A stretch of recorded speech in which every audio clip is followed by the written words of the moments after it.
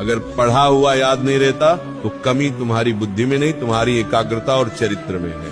आज की वाणी से वह अग्नि निकलेगी जो तुम्हारे दिमाग के जालों को जलाकर राख कर देगी। अगर अपनी बुद्धि को लोहे से फौलाद बनाना है तो इस चर्चा को अंत तक पीना होगा। तुम रोते हो कि तुम भूल जाते हो, तुम परेशान हो कि परीक्षा सिर पर है और दिमाग खाली है। ये हार मान लेने का समय नहीं है। विद्या तो माँ सरस्वती का प्रसाद है और प्रसाद लेने के लिए हाथ नहीं, हृदय साफ होना चाहिए।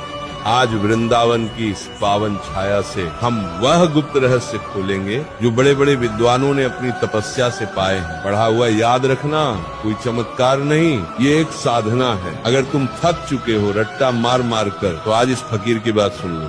तुम्हारी बुद्धि का द्वार खुल जाएगा और ज्ञान तुम्हारे भीतर ठहरने लगेगा। तू कहता है कि याद नहीं रहता, मैं कहता हूँ तुझे सब याद रहता है। तुझे वो पिक्चर की कहानी याद है जो तूने 3 साल पहले देखी थी। तुझे वह गाली याद है जो किसी ने बचपन में दी थी। तुझे वह अपमान याद है जो किसी ने भीड़ में किया था।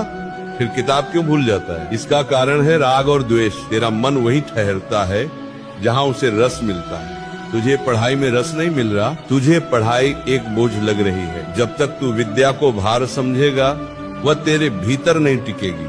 पहली शर्त सुन ले, बुद्धि को साफ कर। जैसे गंदे शीशे में सूरज की रोशनी नहीं दिखती, वैसे ही गंदे मन में सरस्वती का प्रकाश नहीं ठहरता।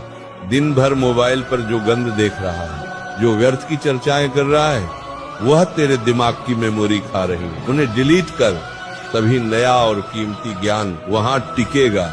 भगवान श्री कृष्ण गीता में कहा है, अभ्यास तु कौन्ते, तू एक बार पढ़कर विद्वान बनना चाहता है, नहीं बनेगा। विद्या तपस्या मांगती है, मंथन कर। जैसे दूध को मथने से मक्खन निकलता है, वैसे ही पढ़ने के बाद किताब बंद कर और आंखें मूंद कर सोच कि तूने क्या पढ़ा। उसे मन ही मन दोहरा, लिख कर देख। जो हाथ से पन्ने पर उतर जाता है वह बुद्धि में छप जाता है। तेरा हाथ तेरी बुद्धि का साथी होना चाहिए।